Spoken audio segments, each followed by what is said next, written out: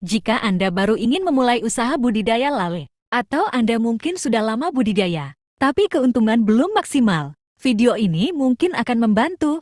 Sebelum memutuskan untuk budidaya, akan lebih bijak jika kita mengetahui terlebih dahulu hal-hal yang harus kita lakukan dan tidak boleh kita lakukan dalam budidaya, agar ikan yang kita pelihara cepat besar, sehingga budidaya yang kita lakukan menguntungkan. Setidaknya ada 3 hal penting yang harus diperhatikan ketika memulai budidaya lale. Pertama, pilih bibit berkualitas. Pemilihan bibit menjadi faktor penting dalam keberhasilan budidaya. Pemilihan bibit dengan kualitas baik akan mendukung usaha budidaya yang kita lakukan berjalan sesuai harapan. Sebaliknya, pemilihan bibit yang salah akan membuat usaha yang kita lakukan berujung pada kerugian. Karena pertumbuhan ikan yang lambat, perhatikan hal berikut dalam memilih bibit yang akan kita tebar. 1. Pastikan bibit berasal dari jenis unggul yang memiliki riwayat pertumbuhan yang cepat, tingkat kelangsungan hidup, dan produktivitas yang tinggi. Adapun jenis yang direkomendasikan adalah jenis sangkuriang dan jenis mutiara, dengan masing-masing keunggulan seperti tampak di layar. 2. Pilih bibit yang sudah cukup umur, biasanya berukuran minimal 5 sampai dengan 7 cm.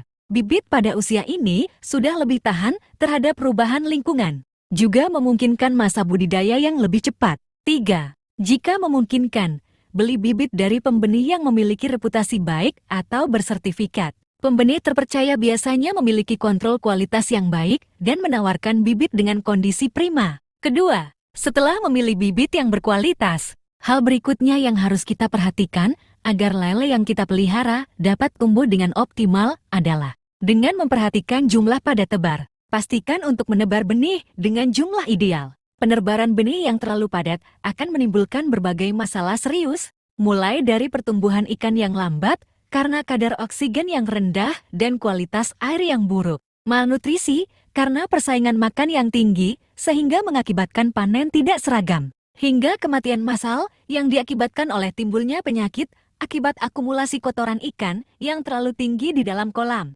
Jumlah padat tebar akan sangat bervariasi tergantung dari sistem budidaya yang digunakan. Padat tebar ideal yang direkomendasikan untuk setiap sistem budidaya lele adalah 100 sampai dengan 250 ekor M3 untuk sistem tradisional atau konvensional, 500 sampai dengan 1000 ekor M3 untuk sistem kocor atau bioflok. Ketiga, faktor ketiga ini merupakan faktor yang juga tak kalah penting, namun seringkali sadar maupun tak sadar banyak diabaikan oleh para pembudidaya. Padahal lebih dari 70% pengeluaran modal budidaya adalah untuk hal ini. Sehingga, apabila salah dalam pengelolaannya maka, bisa dipastikan budidaya yang dilakukan tidak akan menghasilkan keuntungan. Hal tersebut adalah manajemen pemberian pakan. Selain penting untuk memperhatikan komposisi protein sesuai dengan yang dianjurkan, pastikan juga bahwa pemberian pakan yang Anda lakukan tidak berlebih atau overfeeding. Pemberian makan yang berlebih bukannya membuat ikan tumbuh dengan cepat,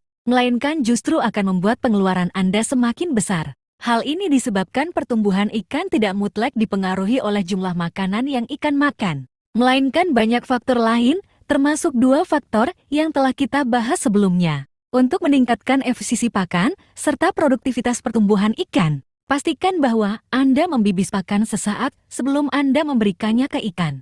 Hal ini dimaksudkan agar ikan lebih cepat kenyang karena ukuran pakan telah lebih mengembang. Selain itu, agar nutrisi dalam pakan yang kita berikan dapat diserap secara optimal dan dikonversi secara efektif menjadi daging, maka perlu untuk menambahkan suatu enzim tertentu pada pakan ikan yang akan kita berikan. Dalam hal ini, saya rekomendasikan untuk menambahkan FCRP-LOX. FCRP-LOX mengandung berbagai enzim penting yang berfungsi untuk memecah molekul pakan menjadi komponen yang lebih sederhana, sehingga lebih mudah untuk dicerna ikan. Selain itu, FCR Plus juga mengandung berbagai macam vitamin, mineral, dan juga asam amino yang mendukung kesehatan dan pertumbuhan ikan. Dengan demikian, efisiensi pemanfaatan pakan dapat meningkat 50 hingga 70%, sehingga panen juga dapat lebih melimpah serta lebih menguntungkan. Itulah tadi 3 hal yang perlu diperhatikan agar sukses dalam usaha budidaya lale. Semoga bermanfaat.